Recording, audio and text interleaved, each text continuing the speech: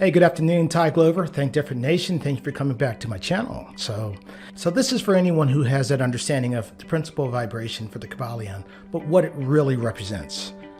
For me, it represents change. I think in terms of processes, and for me, from the standpoint of the vibration that's occurring, which means in motion, which means change is occurring. That's key, fundamental. So let's think about it. For example, we have me. I'm right here. 2022, we have the next election, and coming up in 2023, going into 2024. So we get our elections every 4 years. Now, I'm going to look at this in terms of elections, presidential elections, because they're blocks of time that we're all familiar with. For example, that's a starting point.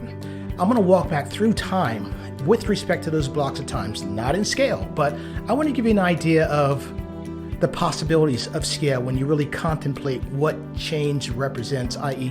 the principle of vibration. But I'm looking, again, linearly at time. Now, I'm thinking about my parents. My parents itself, they are in their 75, 80s, so, they're at the end of their life. But I didn't get to see the beginning of their life. Obviously, I got to see them in around the 20s, or excuse me, when they were about 20 years old. So that's the only period of time that I know from them. But looking back from that, 1940s was about the period of time in which they were born.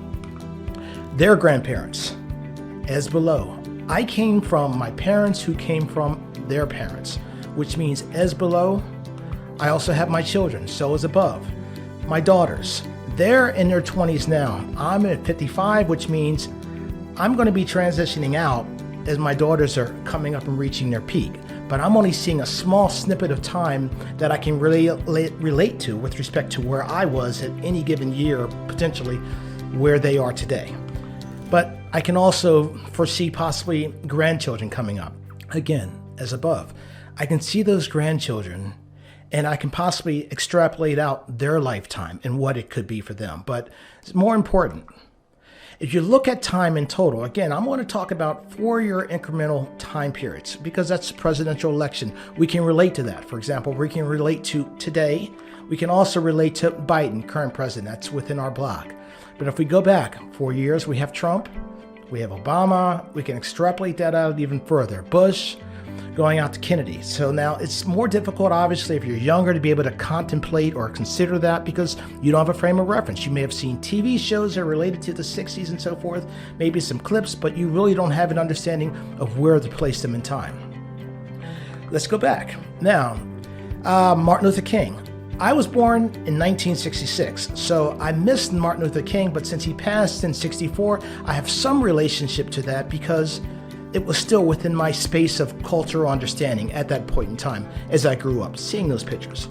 If we go back even further, though, we can go back to the Civil War. Now, obviously, I wasn't here during the Civil War, and many people also think it was so long ago. Wow, Civil War, you can't even conceive of the idea of what it was because it was so long ago. But not all that long ago. My great-grandmother passed when I was about 5 years old. I remember her. She was born the year prior to the end of the Civil War, which means she had a long time. So when you look at her lifetime in relationship to how far back it actually was, it's not all that long ago. Let's speed up now. So let's go into, for example, getting past Grant, got the Revolutionary War. Look at the distance between the two. It wasn't all that far of the distance between those 2 points. Going back even further, we've got Newton. Now this goes really back, because this is a fundamental period of time where we were doing exploration, the Renaissance period. We have Medicis who actually discovered, or using their families and other families like them, discovering some of the great works that had occurred prior. But all this represents Western culture, about 600 years of Western culture, which is not a lot of time from the standpoint of a period of time for a culture to exist. So let's take it back even further. We can extrapolate that out. Now, again, you got 2022 on the right side there, where we can go back and we can see, for example, the Iron Age, which was about 600, 800 BC or before Christ, coming to about 100, 200 after the death of Christ. It was a specific period of time when the invention of iron helped actually propel the civilization forward. You're familiar with the Greeks, for example, the Romans, all that whole period of time relates to them. But if we go back even further, We can go back to the Bronze Age because this is when it really gets interesting. You can look, for example, at the Minoans. The Minoans existed for a pretty good period of time, and then they kind of disappeared as the Mycenaeans came into that period. But this whole period of time that all this was taking place, you had the Egyptian Empire. It had started about 3600 BC or before Christ, and it continued on, and you had continual lessons, you had continual learnings.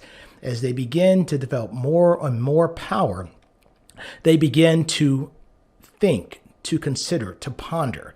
They began to wonder about death, the afterlife. And when you think about death in the afterlife, you have to go into this conscious mind to be able to contemplate what could be there. And what they did was phenomenal from the standpoint of all the different esoteric lessons or secretive lessons that were gained during that period of time that we're still using today. So we've got such a long period of time, 3,600 years. Now, tying that back to Western culture, 600 years. Wow, they've been able to develop, go to the moon, go and visit or plan on trips to Mars in 600 years. Just think about what could have been developed in those secretive understandings and those lessons where they focus purely on the mind in the afterlife. They were at a current same level of development as we are, which means cognitively they think the same exact way. And when you put a person in a room and you tell them to focus on this direction, and you give that person the opportunity to pass that on to the next person, to the next person, to the next person, for 3,600 years, you've got a deep level of understanding of those specific areas. We may not be able to see them. That's why they call them secretive or esoteric. But nonetheless, when you put time, you're able to develop things that we can't even contemplate. But let's continue back. That's 3,600 years, period, during that whole time. If we continue on back further, this was animal domestication that was taking place at this period of time. So this is that whole swath of time that we're looking at. But let's go back even further. Now, at one point in time, we had the Eurasian, I believe it was the Eurasian landmass converging with the African landmass.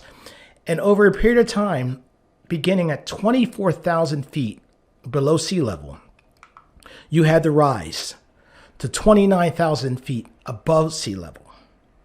Going from 29,000 to 24,000 to 29,000 above. That's Mount Everest. How did it do it? Imagine that, a half of an inch per year, and you were able to go from the lowest point to the highest point. That's the extrapolation of time. We think in terms of our short blocks of our lives, but when you've got time on your side, such as 50 million years, and you can grow a half of an inch per year, we couldn't even consider or contemplate the change, or at least that the mountains is in fact growing. But again, everything changes, everything vibrates. So let's take this back even further. Vibration and cause and effect. That's that next principle. Because when you have vibration, meaning motion, change, and you have cause and effect, that translates to process. For every cause, there is effect. Which, in fact, when you put those two together, you've got forward momentum, you've got a process for everything that exists. What is it? Chance is only another word for a rule that has not been identified yet. Therefore, if you can understand the process, you can make mountains move, because it is all about a process, even from the standpoint of creativity, where we get our ideas from. We get our ideas from taking different experiences that we have or that we have had, and we connect those with those ideas of, well, what ifs, the how comes, or why can't I's. And when you connect those pieces together, it's that proverbial soup. That's when you have an understanding of a new idea. Again, it's all process. When you learn the process, being more creative will come naturally because you're moving in that direction. So thank you again for coming back to Think Different Nation. If you like the channel, please subscribe. Looking forward to talking more about not necessarily just the Hermetic principles, but how do you move forward with respect to understanding, getting greater clarity in directions that you want to go to within your ideation and creativity. So thanks again for coming to the channel. Cheers.